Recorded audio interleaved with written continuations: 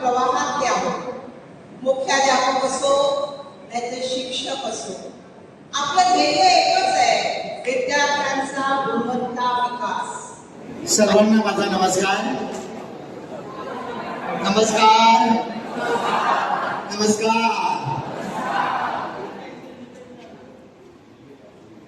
मी आयोजक आहे, त्याच्यामुळे मी जास्त वेळ घेणार आहे. चालेल ना? 3 मिनिटं नको, मला कमीत कमी 10 मिनिटं तरी द्या.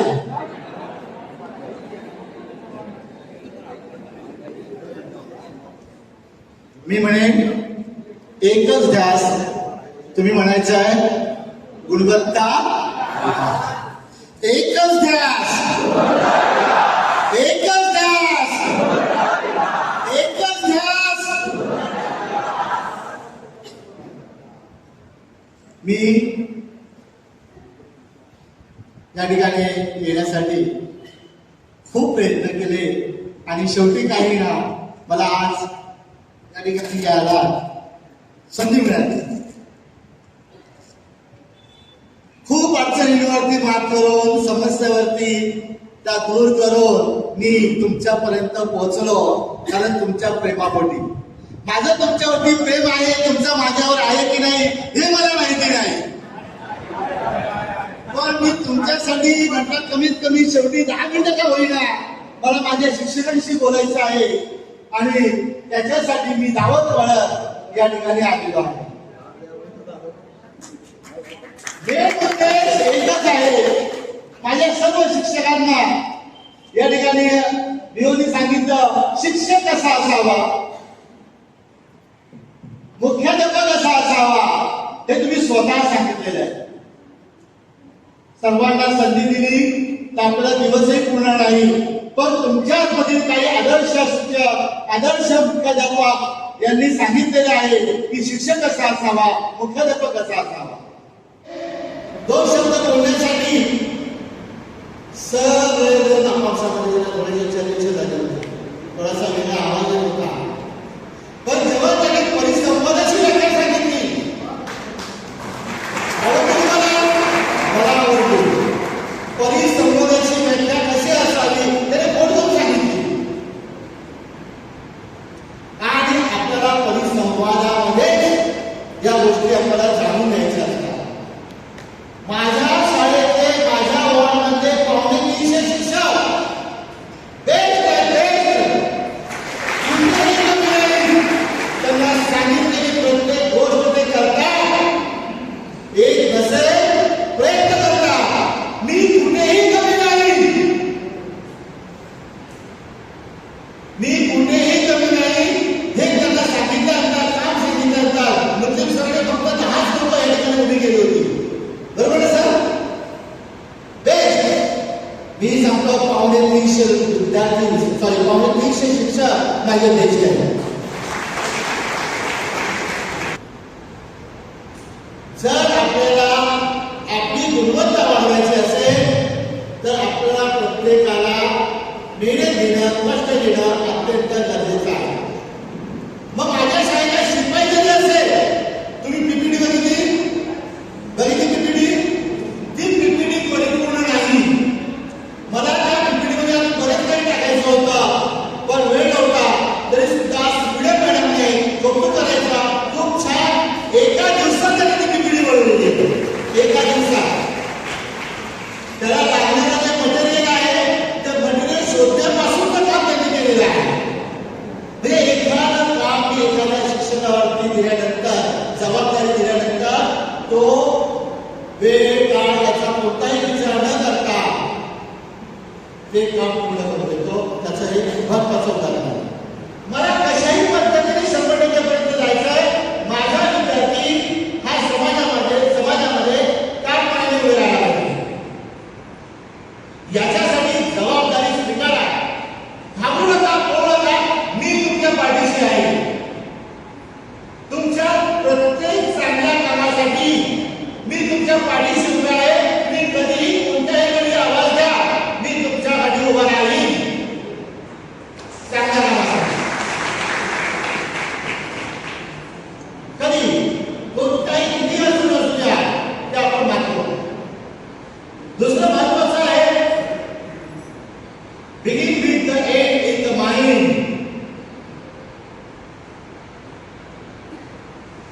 शेवटच्या गोष्टीचा आधी विचार करा.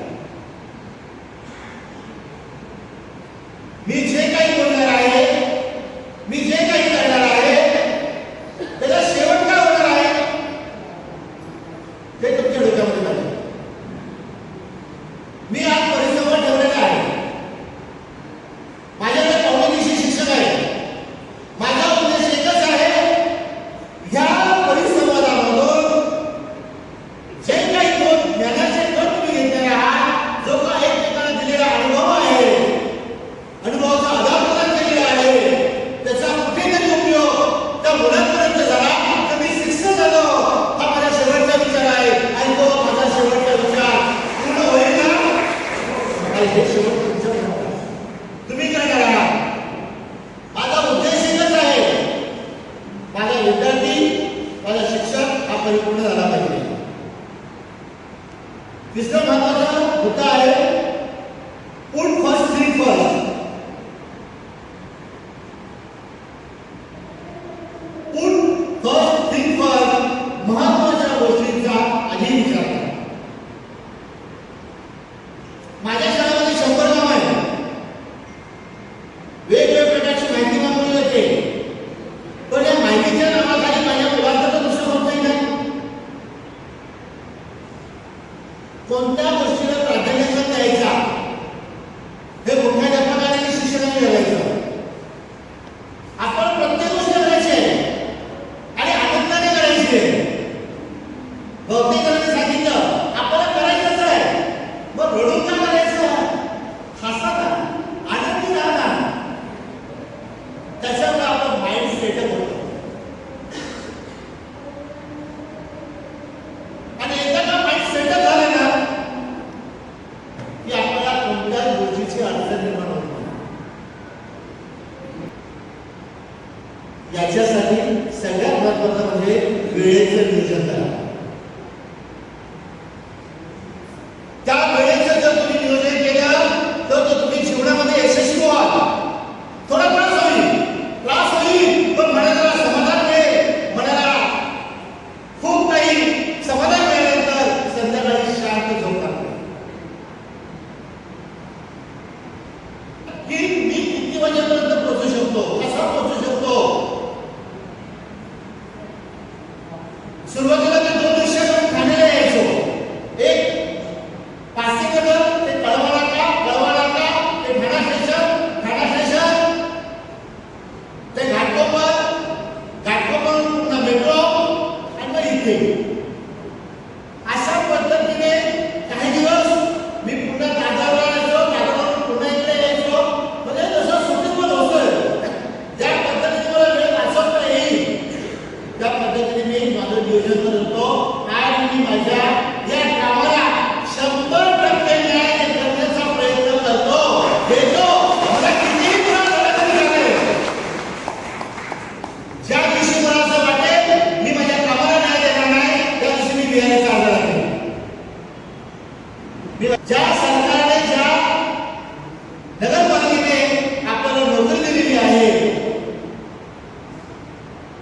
ती तुमची काबिलियत ठरवून दिलेली आहे. आणि असं असताना तुम्ही आपल्या काबिलियतीचा जर तुम्ही त्या ठिकाणी वापर केला नाही तर तुम्ही काही करू शकणार नाही जीवनामध्ये. एकच ध्यास, गुणवत्ता विकास. हे उद्दिष्ट प्रत्येकाने आज आपल्या स्वप्नामध्ये बाळगायचं आहे. माझी शाळा ही गुणवत्तापूर्ण झाली पाहिजे, एक आदर्श शाळा झाली पाहिजे. माझी शाळा कुठेही कमी पडणार नाही. प्रत्येक स्पर्धेमध्ये मला नंबर मिळाला पाहिजे, भांडून नाही. बालकांचा मोफत व सक्तीच्या शिक्षणाचा हक्क अधिनियम 2009 हे पुस्तक सर्वांनी वाचलं नसेल तर वाचून घ्या. गुगलवरती सर्च करा, ते डाउनलोड करा, नाही ते वाचून घ्या. त्याच्यामध्ये जी कलमं दिलेली आहे 1 ते 38 त्या कलमांचा अभ्यास करा. प्रत्येक कलम हा विचारपूर्वक बनवलेला आहे. या कलमाच्या आधारावर आपल्यावरती कारवाई होऊ शकते. कलम क्रमांक 23(1) कलम क्रमांक 23(1) प्रत्येकाकडे किमान अर्हता असणे आवश्यक आहे. किमान अर्हता. म्हणूनच तुम्ही प्रत्येक जर आज टीईटी आणि सीटीईटी साठी ऍप्लिकेशन केलेलं आहे, आपल्यामध्ये स्वतःमध्ये सुधारणा करण्यासाठी, आपल्यामध्ये बदल करण्यासाठी, आपल्या मुलांमध्ये अधिक गुणवत्ता देण्यासाठी, तुमची स्वतःची गुणवत्ता वाढवत आहात, म्हणजे किमान अर्हता प्राप्त पाहिजे. आणि तुम्ही काढा. मी तुम्हाला मगाशी सांगितलेलं आहे, माझा एकही शिक्षक माझा क्रेडिट स्कोअर सोडून बाहेर जाणार नाही. पास होणं बाहेर पडतो. दुसरा कलम आहे 24(1) क. 24(1) क. बायोमेट्रिक आल्यामुळे मुख्याध्यापकांचा जो ताण आहे ना तो कमी आलेला आहे. नाहीतर तो एक मुख्याध्यापकांना खूप त्रास असायचा आणि तुम्हालाही त्या ठिकाणी संधी मिळायची.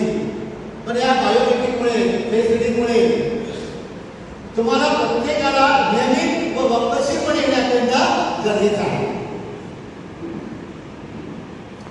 आलंच पाहिजे.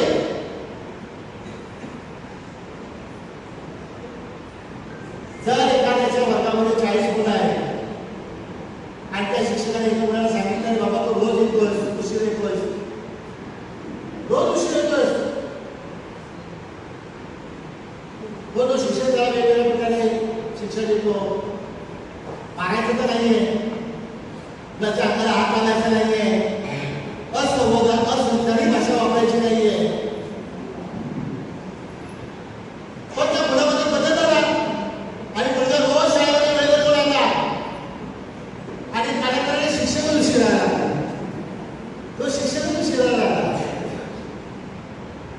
जो शिक्षक ज्या मुलाला सांगायचा वेळेवर ये, त्या मुलामध्ये सुधारणा झाली आणि काही दिवसांनी तो शिक्षकच वेळेवर का उशिरा लागला, त्या मुलाच्या डोक्यामध्ये काय वेगळे विचार असते त्याला. तो छोटासा मुलगा आहे, विचार करा प्रत्येकाने, विचार करण्यासारखा मुलगा आहे. म्हणून हा जो कलम आहे 23(1) क हा सुद्धा अत्यंत महत्वाचा आहे. कलम 24(1) ख अभ्यासक्रम नियोजन, पूर्तता, सर्वांगीण विकास. माझ्यासमोर जे काही विद्यार्थी आहेत, भले ते 10 असतील, 20 असतील, 40 असतील, 60 असतील, प्रत्येकाचा सर्वांगीण विकास होण्यासाठी मी कटिबद्ध आहे.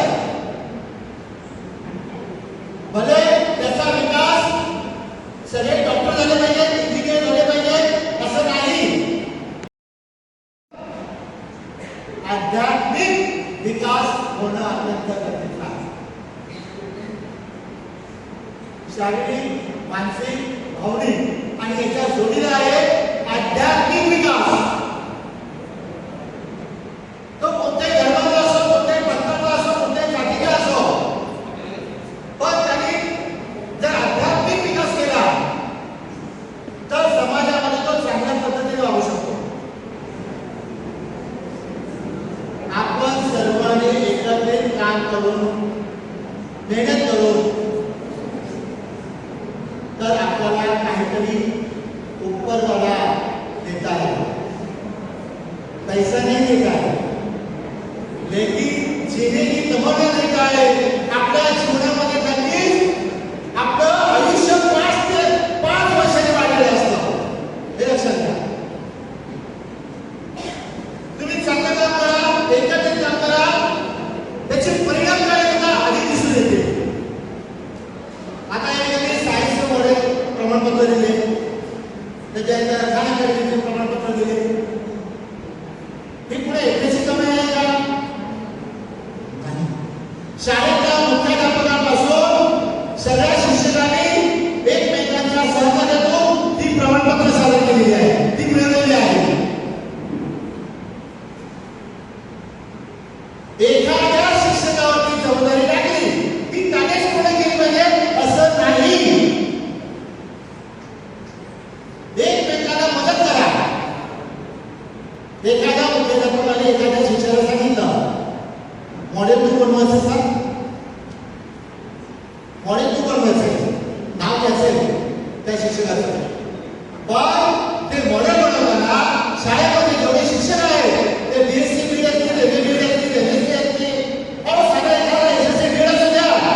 त्याच्या सुद्धा वेगळी कल्पना असते. त्या सगळ्यांचा विचार करा आणि मग निश्चित करा की आपल्याला हे मॉडेल बनवायचं. एकमेकास सहाय्य करू, अवघे करू सुरुवात करा. म्हणून याची परिणामकारकता आहे ना ती मोठी असते. विजय हा तुमचाच असतो ज्या ज्या ठिकाणी एक संघटितपणा आहे, एक संघटितपणा आहे. ती संघटना कधी नामशेष होत नाही. पण ज्या संघटनेमध्ये फूट पडते ना ती संघटना कधीच एकत्र राहू शकत नाही, कधी त्याच्याकडे काम होऊ शकत नाही. म्हणून आपली संघटना आहे, केईसी संघटना आहे, के पूर्वची संघटना आहे.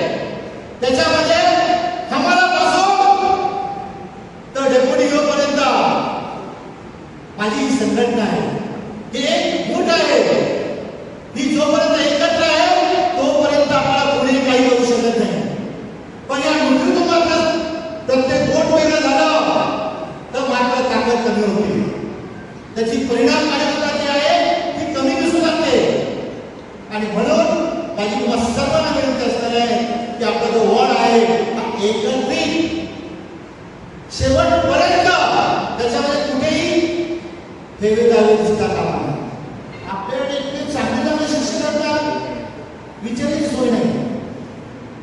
पण आपण त्यांना नीटसे ओळखत नाहीये. प्रत्येक जण वेगवेगळ्या क्षेत्रात पाहिजे आहे. प्रत्येक जण इथे एकही कमी नाहीये. फक्त कुठेतरी माझे मुख्याध्यापक, माझे सहकारी आपण एकमेकांना ओळखत कोणी पडते का याचाही विचार करा.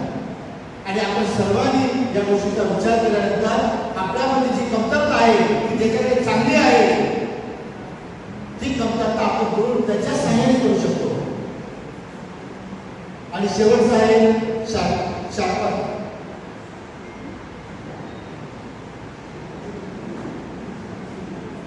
शापन स्वा.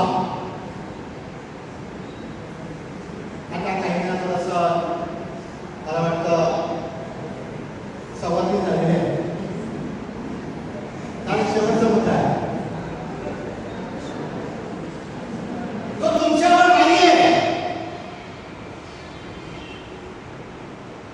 तुमच्याकडे येण्याची परिस्थिती आहे, तुम्ही ओढून आणलेली परिस्थिती आहे, त्या परिस्थितीवर आहे. तुम्ही हतबल होऊ नका. आज काय होतं तुम्ही हतबल होताय, ती हतबलता आपल्याला दूर करायची आहे. मी हे करू शकतो हे तुम्ही दाखवून द्यायचं आहे. शाळेमध्ये एखादी घटना घडली तर ताबडतोब त्या गोष्टीने लक्ष द्या. ताबडतोब छोटी गोष्ट असली, काही गोष्टी असली तरी सुद्धा त्याच्याकडे दुर्लक्ष करू नका.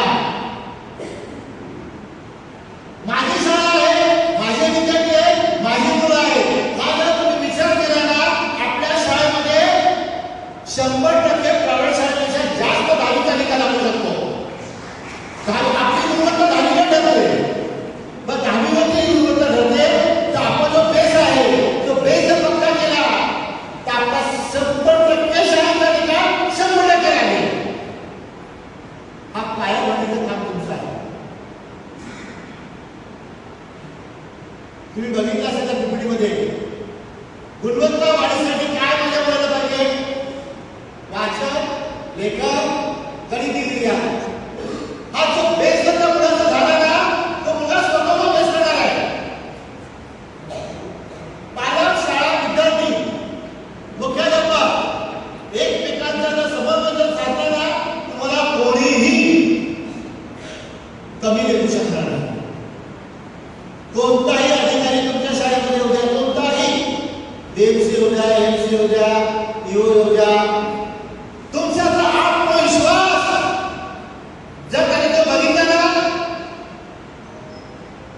की बाकीचे काही प्रश्न विचारण्याची ताकद त्यांच्यामध्ये असते. तर कळून जातं की या शाळेमधला प्रत्येक घटक तो विद्यार्थी असेल, शिक्षक असेल, मुख्याध्यापक असेल, पालक असेल यांच्यामध्ये एकही आहे. यांच्यामध्ये भांडण नाहीये, कंटाळा नाहीये.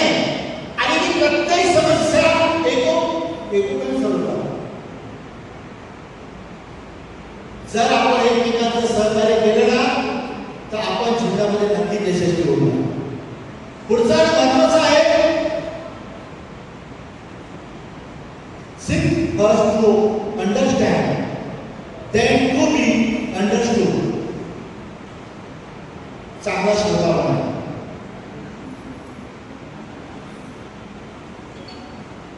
श्रोता जर बनलं, चांगल्या गोष्टी जर आत्मसात केल्या तर आपल्याला त्या दुसऱ्यांपर्यंत पोहोचवता येतात.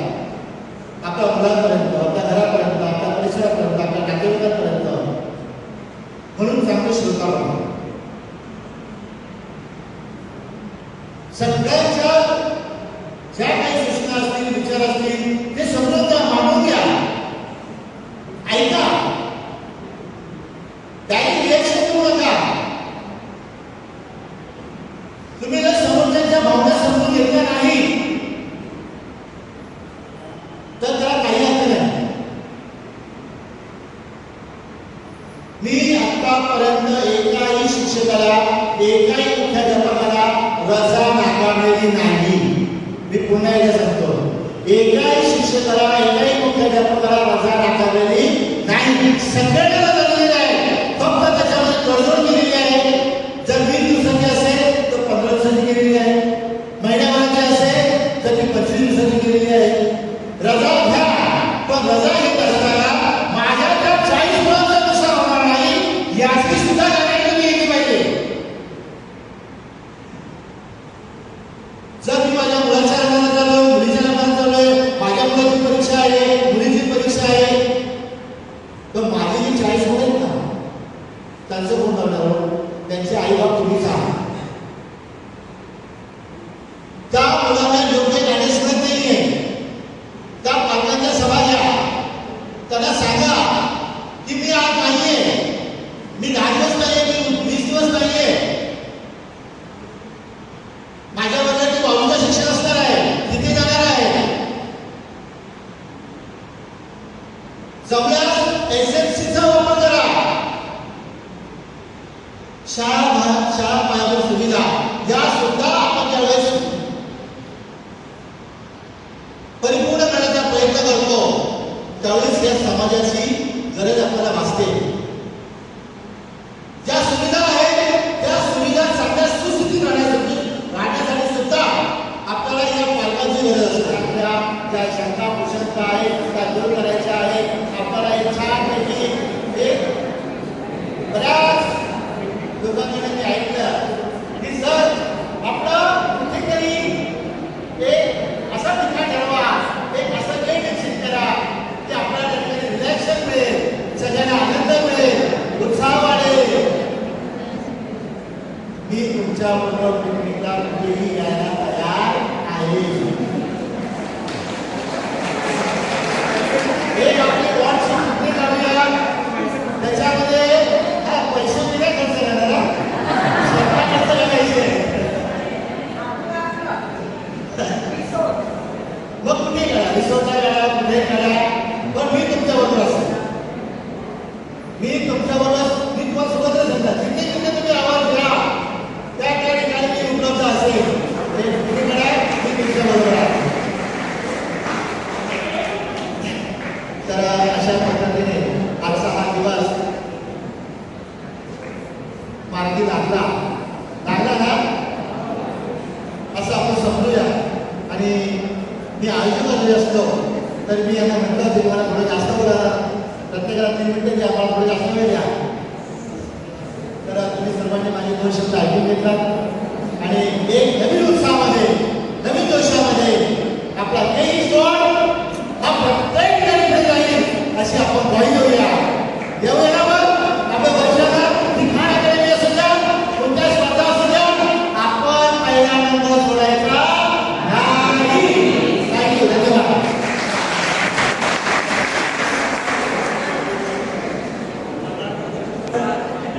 आपलं मार्गदर्शन हे आमच्याकरता मोलाचं आहे.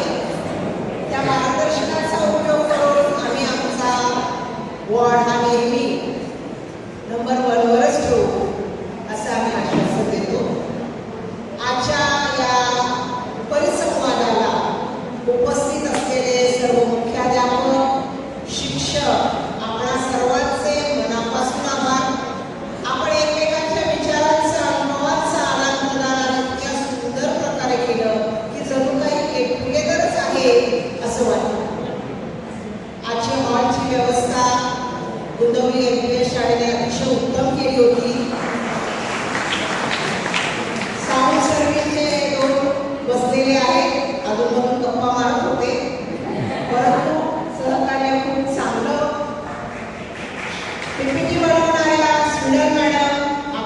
मनापासून आभार. आणि आजच्या नाश्त्याची सोय के पूर्व विभाग